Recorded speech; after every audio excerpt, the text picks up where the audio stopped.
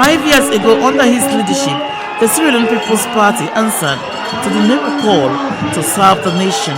President Road then pledged to transform the next generation and lead a government that will work tirelessly to improve the lives of Sierra Leoneans.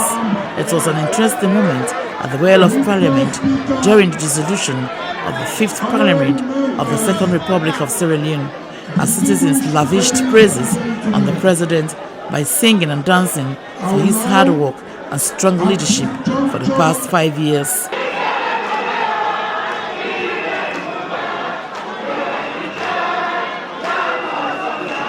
Amid the jubilations, President Julius Maada Bio highlighted key development areas where his new direction administration had focused on, including education, health, infrastructural development, youth, sport, women's empowerment, energy, tourism, and mines, among other things. He went on to analyze successes his government has made on its flagship program, the Free Quality Education, that saw over 3 million children gain admission in several schools access across the country. After 5 years of hard work, we now have a solid foundation from which to scale up. Scale up we must.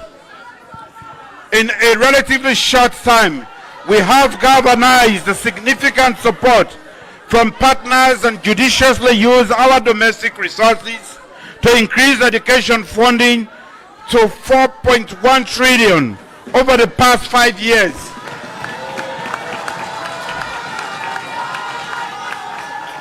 Our resource mobilization efforts have crowded over $200 million for the education sector since 2018.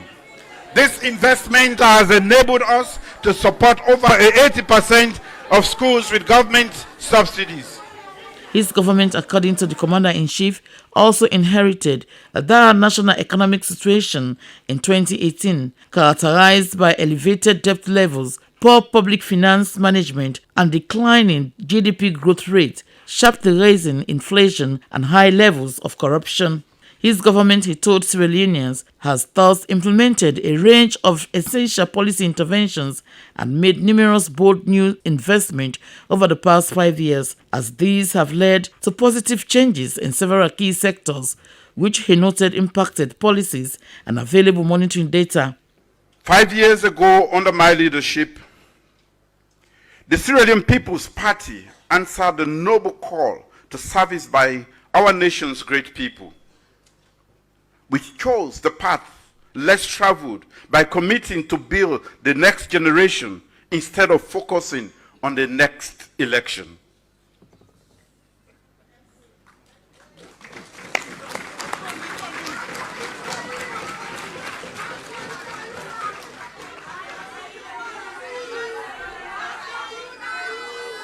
If you will recall, at the start of this SLPP administration 5 years ago, I pledged to lead a government that would work tirelessly to improve the lives of our fellow citizens. We promised to scale up investment and implement innovative principles, policies to transform our nation's human capital and physical infrastructure. Since then, we have done exactly what we said we would.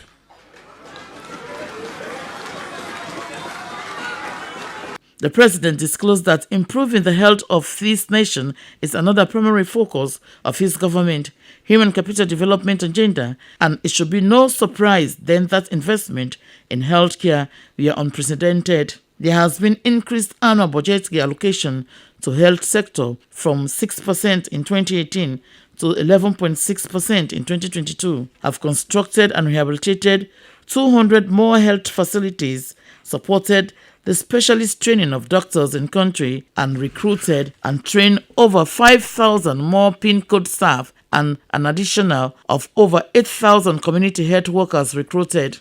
It should be no surprise then that our investments in healthcare are unprecedented. My government has increased the annual budgetary allocation to healthcare from 6% in 2018 to 11.6% in 2021.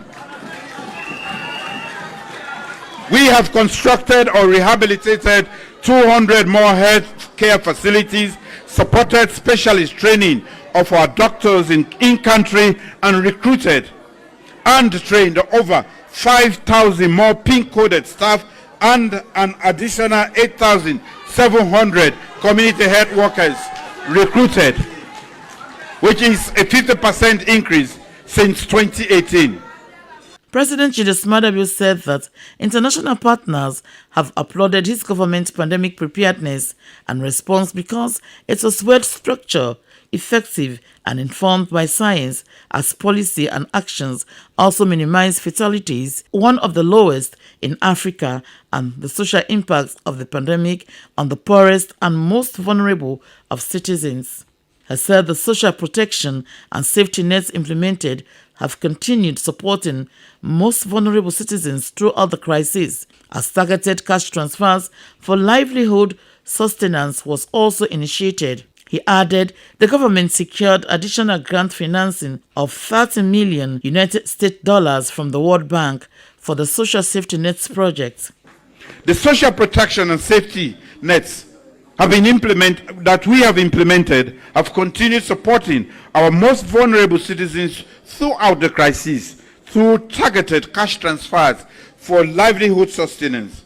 Our government secured additional grant financing of $30 million from the World Bank for the Social Safety Net projects. This additional financing enabled the government to expand the coverage of cash transfers implemented by the National Commission for Social Action from 35,000 to over 100,000 extremely poor households.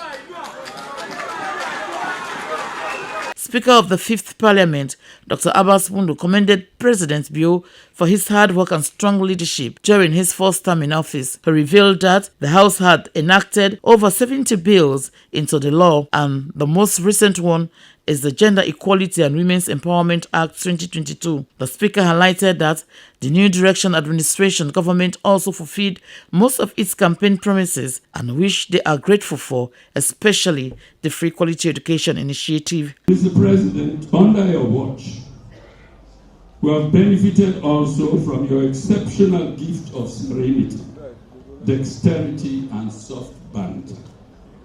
And through dialogue and consensus, we managed to resolve so many of our differences, inspired and aided no less by our adherence to the overarching principles of national interest and the public good. And today, as we bring this fifth parliament of the Second Republic to a close, we want to take this opportunity to thank you again and to extend our best wishes to you as you embark upon seeking a second and final constitutional mandate as President of our dear Republic. Some citizens also gave their opinion on the President's speech following the dissolution ceremony. His Excellency's report today to the nation was very much inspiring, and in a way that we saw democratic accountability at work, where His Excellency humbly reported to the people of this country that voted him into office in 2018 on what he has done as promised in his manifesto and the New Direction agenda.